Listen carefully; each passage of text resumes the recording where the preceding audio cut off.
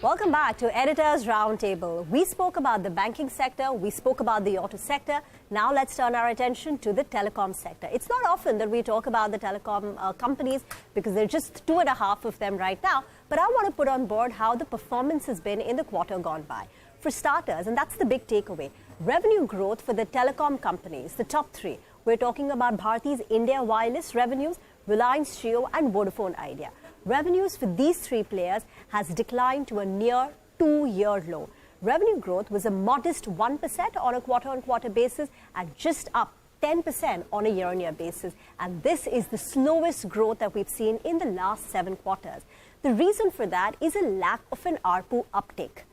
So the last time when we had a big price increase in the prepaid category was in November and December of 2021, which basically means 1.5 years ago. The entire benefit of that 20% price increase has flowed through already.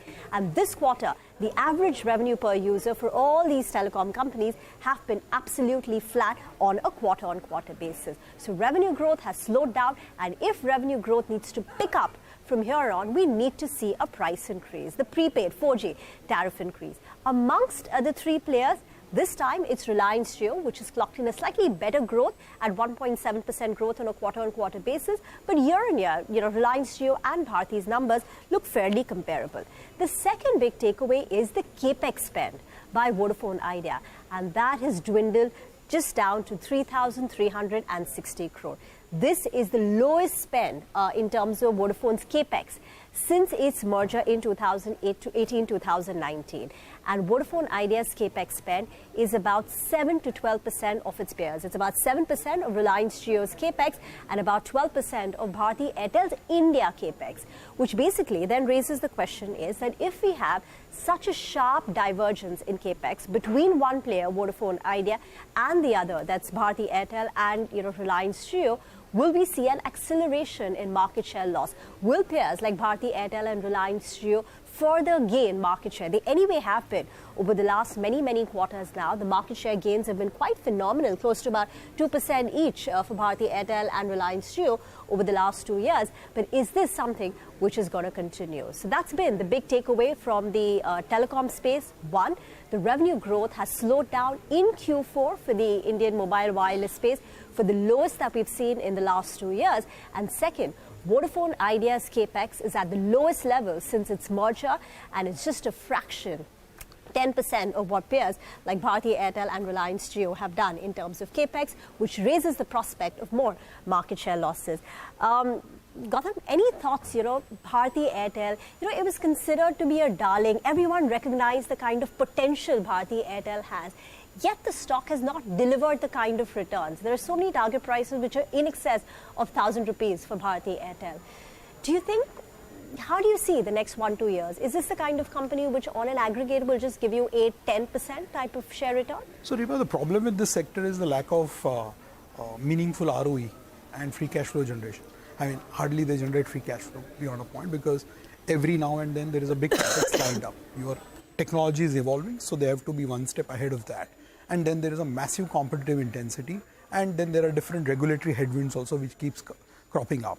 So if you look at the ARPU journey for last 3-4 years, it's hardly done anything, right? So if the sector has to do well, you at least have to get some semblance of consistent ROEs. Otherwise, it will remain cyclical, It will depend on a quarter-to-quarter kind of a journey, where if the company has taken a price hike, if the discounts have reduced, you see a rally, and then again you fall back to the same old ways because it's a heavily leveraged balance sheet for all the companies in that sector. That's why the weightage in index and portfolio you will always see will be very limited. I think just 2.5% in terms of a Nifty weightage. Yeah, from Bharti. absolutely. But Gautam, I want to ask you about one of your big calls, and that was ITC. I think in the month of January and February, you went around saying that ITC should be a big portfolio bet, and the stock has done very well. Year to date, 33% higher. In the last 12 months, it's gained close to about 60%. But our colleague Mangalam put up quite a compelling case, saying that is it time now to start looking at HUL? One, because HUL has underperformed ITC over this period of year to date or last 1 year. There's a new CEO coming on board. The kind of discount ITC used to trade at versus HUL has come down quite significantly, and plus we're hoping for a rural recovery. So, do you think the best of ITC may be behind and it's time to look at HUL? I would think ITC can still give you compounding returns because the P at which it was trading at a year and a half back at about 15, 16 times, 6%, 5-6% dividend yield, that early sort of low-hanging fruit has been plucked. Now you're talking about a 23, 24 P, which by the way is still very lucrative given where the sector is still trading at 50, 45 times. Right, but large part of the re-rating seems done, and here on you will see compounded returns, which will be backed by underlying earnings growth, which by the way is still looking very good at about 15-16% CAGR. This year, when we started the year, we were projecting a 17% earnings growth. ITC has done 26%. Yeah. So throughout the quarter, throughout the year, you have seen earnings getting upgraded. Relatively, I would still feel that ITC can keep giving you market-beating returns at least for another year. Within the sector, possibility of HUL now outperforming ITC, it opens up because commodity prices have come off and rural consumption we do expect to improve from here, and not just lever. I think possibly Godrej Consumer, Britannia, some of those names can also start performing because they've been range-bound for some time now. Okay, well, with that, it is a wrap. Thank you so much, Gautam, for joining in. And thank you to all our viewers for staying tuned into Editors Roundtable. Have a great weekend. See you again on Monday.